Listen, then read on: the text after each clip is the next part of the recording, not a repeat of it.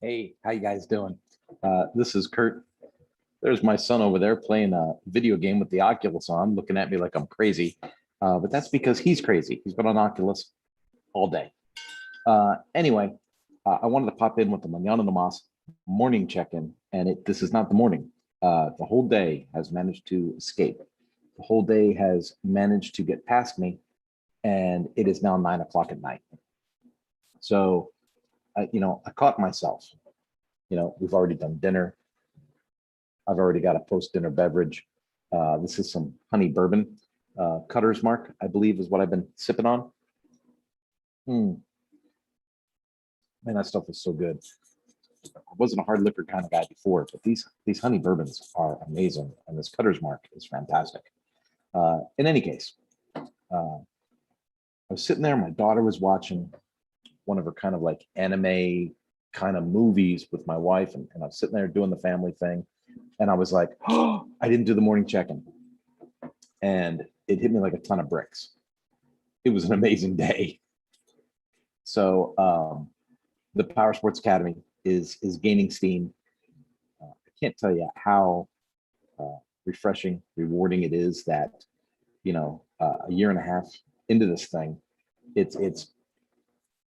it's not that the product is getting better. The product was established, but the perception of the product and the people that are seeing the product is getting better. Now, I'm not saying that that this level person is better than this level person in terms of quality of people. But what I'm saying is the purchasing decision ability of these people. I'm getting to people at this level that are beginning to understand what I'm actually bringing to the table with the Power Sport Academy. And it is so rewarding to know that my message was on point and continues to be on point as this thing develops. I always go back to this. When was the last time that your service writer, your service manager, your lead technician, your service porter, when was the last time any of them had any professional communications training? It's a simple question. The answer generally is never. Now, I've got, 3 decades of experience in the service industry. I've got 20 years of automotive. I've got a few years of power sport dealership, mixed in there.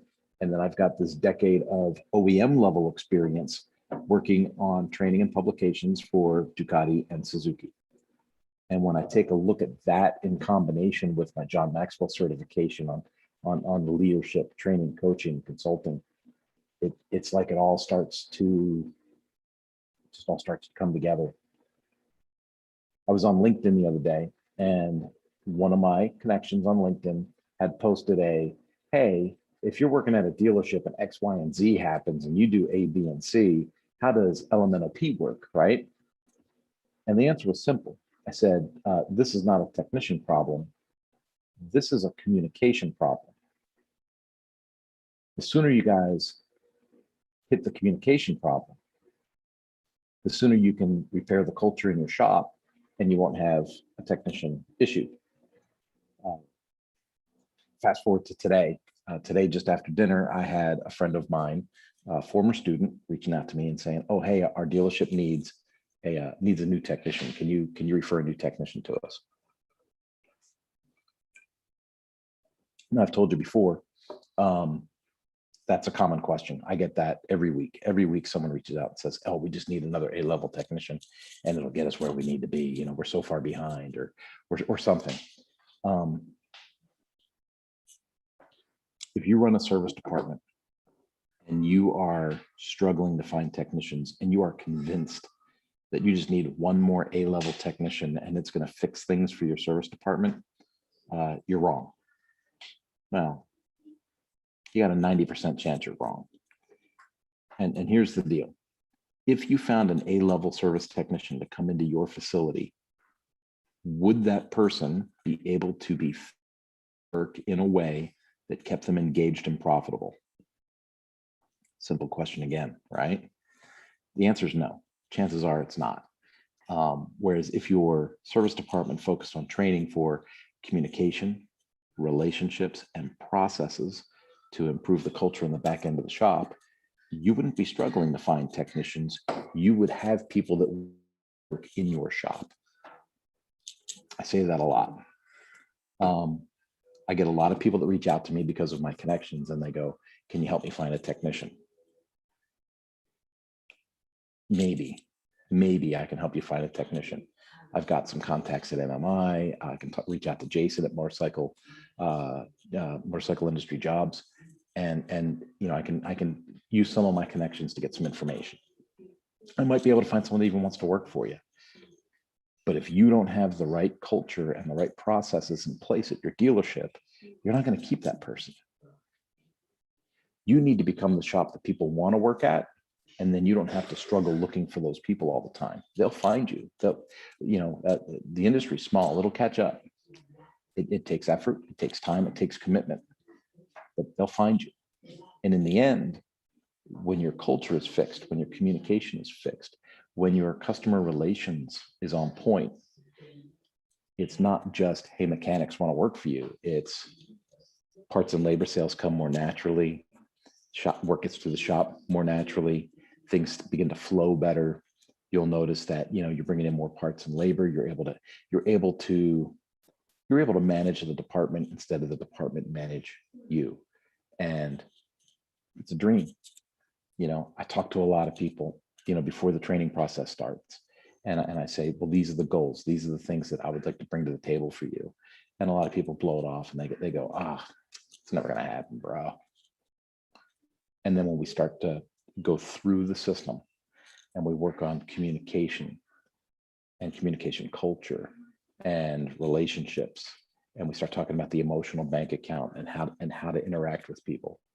And then when the demand grows through those relationships, how to increase the processes that increase efficiency and productivity within the shop, it begins to blossom, really begins to explode. And it's fun when that happens, because then you become the shop that everybody wants to work at. I've got a shop up north right now. When I started working with them, it was a service manager and 2 technicians. Now it's 3 technicians, an assembly guy, 2 service writers, a service manager, and they've got an experienced technician 2 towns, 3 towns away that wants to come to work for them.